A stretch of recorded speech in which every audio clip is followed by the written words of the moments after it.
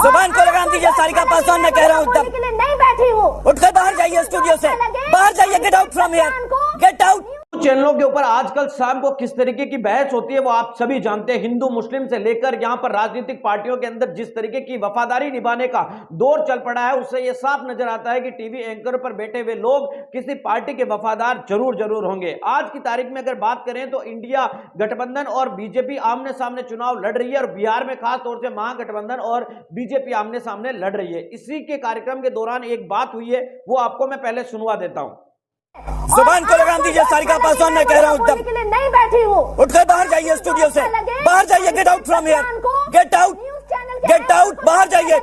मैं ये बोलने के लिए नहीं बैठी हूँ, गेट आउट। आपने मुझे इज्जत पूर्वक बुलाया, एकदम बाहर जाइए। आप तमीज नहीं है बात करने की, बुलाइए मत दोबारा मुझे। एकदम बाहर जाइए, बाहर जाइए, आप बाहर जाइए तत्काल, बाहर जाइए एकदम। नरेंद्र मोदी जी की जाके जुबान को लगाम दीजिए, बाहर जाइए तत्काल। मोदी जी की जाके जूते जब जवाब नहीं होगा तो बाहर जाइए। इससे ज्यादा का वीडियो मैं आपको नहीं सुनाऊंगा क्योंकि क्या पता अगली जो न्यूज चैनल एजेंसी है ये जी न्यूज का एक चैनल है जो बिहार और झारखंड के लिए कार्य करता है, यानी इसका नाम बिहार जी झारखंड है, जिसके ऊपर बहस चल रही है। और जो महिला प्रवक्ता बोल रही है वो दलित समाज से आती है, पासवान जाति से आती है और सारिका पासवान उनका नाम है। जो एंकर है उनका नाम आपको बता दें कि अभिषेक कात्यान बताया जा रहा है। अभिषेक कात्यान इस एंकर का नाम है। आरजेडी की प्रवक्ता है सारिका पासवान, उनके बीच में मोदी को लेकर है वो किसी बात को लेकर बहस हो रही है। दरअसल आपको बता दें कि जो सारिका पासवान है अगर उन्होंने सही बोला, गलत बोला, क्या नहीं बोला, क्योंकि वो एक पार्टी की प्रवक्ता है और वो किसी भी पार्टी के विपक्ष में बोल सकती है, उनको खुला एक तरीके से मंच होता है। पार्टी की तरफ से यानी बीजेपी की तरफ से उन पर कोई भी है वो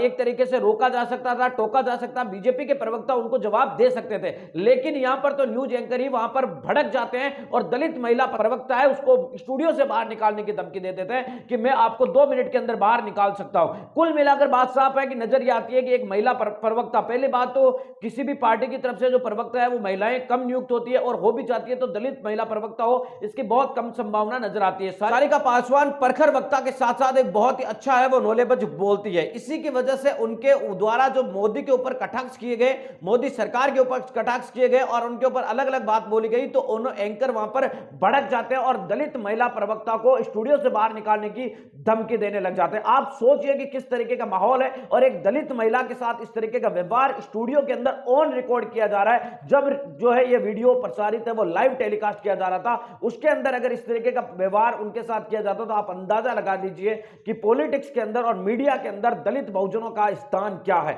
आप सभी जानते हैं कि अब अंबेडकर पीपल्स वॉइस ने खुद का डिबेट शो बना दिया है। शाम को 7:30 बजे आप हमेशा अंबेडकर पीपल्स वॉइस पर यानी इसी चैनल के ऊपर लाइव डिबेट देख सकते हैं और उन मुद्दों के ऊपर केवल दलितों की बात होगी, दलित पिछड़े अधिकार के हकों की बात होगी, उनके मान मर्यादा की बात होगी, उनके हकों और उनके लिए ही बात होगी। इसी तरीके का हमने टीवी डिबेट है वो बनाया। शाम को आप 7:30 बजे लगातार देख सकते हैं।